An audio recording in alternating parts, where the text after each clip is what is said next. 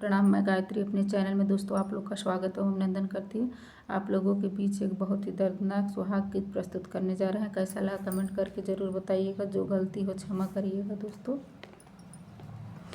अरे जन के ही देशवा से आवला नउआ, अरे जन के ही देशवा से आवला नउआ, अरे हाथवा हरदिया के गाँठ रे ललनवा, अरे हाथवा हरदिया के गाँठ रे ललनवा।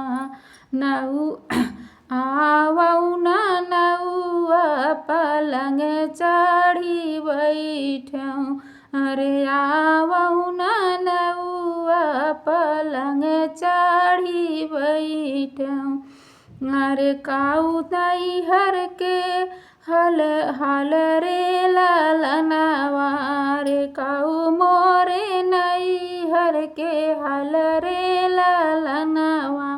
तोहरा नैहर बेटी छल कुशल, अरे तोहरे ही नैहर बेटी सब रे कुशलवा, अरे चाहिला कुश अरे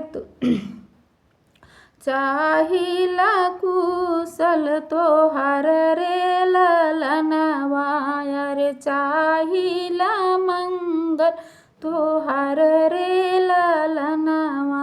तोहरे नैहर बेटी पड़ी बियहवा, अरे तोहरे नी नैहर बेटी पड़ी बियहवा। अरे तोहरे भतीजा के बियाह रे ललनवा, अरे तोहरे भतीजा के बियाह रे ललनवा। माचिया ही बैठी सासू सोहागिन, अरे माचिया ही बैठी है सासू बड़ैतिन, अरे सुना सासू अरज हमार रे ललनवा, अरे सुना सासू अरज हमार रे ललनवा।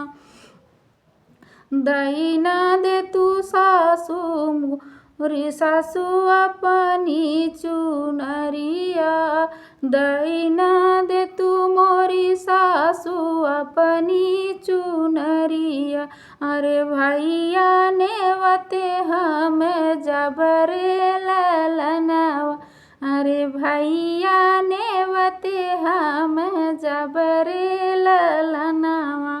पाहिनी नी ओढ़ी बेटी पहुँची नाई हरवा, पाहिनी नी ओढ़ी बेटी पहुँची नाई हरवा, अरे होत भतीजा के बियाह रे ललनवा, अरे होत भतीजा के बियाह रे ललनवा।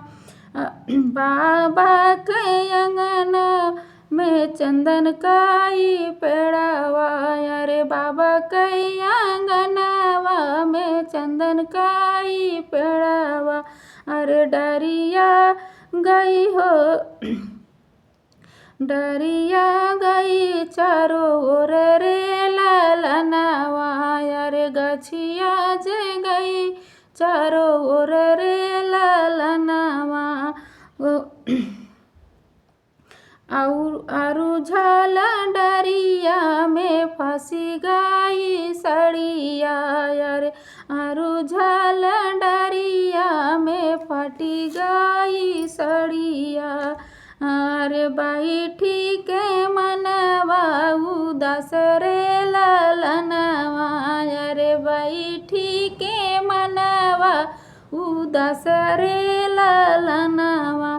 बाहरे से आवेले भैया हो कवने रामा, अरे बहरे से आवेले भैया हो कवने रामा, अरे बहिनी से पूछाई बात रे ललनवा, अरे बहिनी से पूछ पूछे लागे बात रे ललनवा।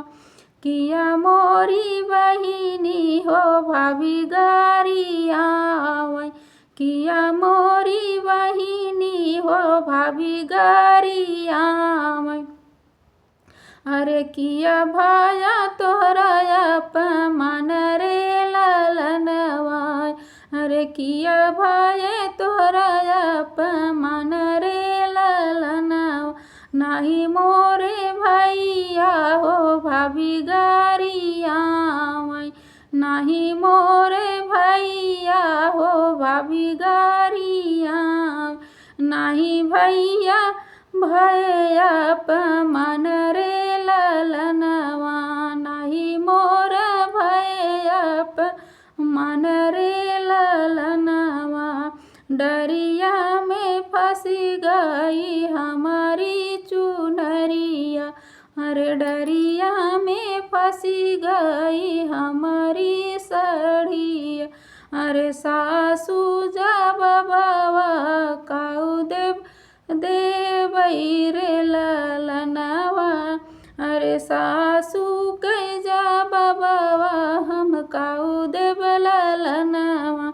इतनी वचन सुनै भैया हो कवन रामा। इतनी वचन सुनै भैया हो कवन राम।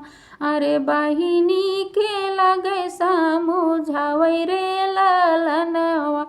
अरे बहिनी के लगे समझावै रे ललनवा। जिनी तो ही रोवा बहिनी जुनी तो ही झंका। अरे जिनी तू ही रोवा बहिनी जिने तू ही झंका। अरे जिनी बहिनी मन पछतावौ रे ललनवा। अरे जिनी बहिनी मनवा उदास रे ललनवा। तोह काता दे सजब बहिनी जैसे रे बिटियावा। अरे तोह के ते सजब बहिनी जैसे रे बिटियावा। अरे बिहसी के जाऊ ससुराल रे ललनवा। अरे बिहसी के जाऊ ससुराल रे ललनवा। अरे सासू के हंस के दीहू जवाब रे ललनवा। अरे अपने ही सासू के हंस के तू दीहू जवाब रे ललनवा।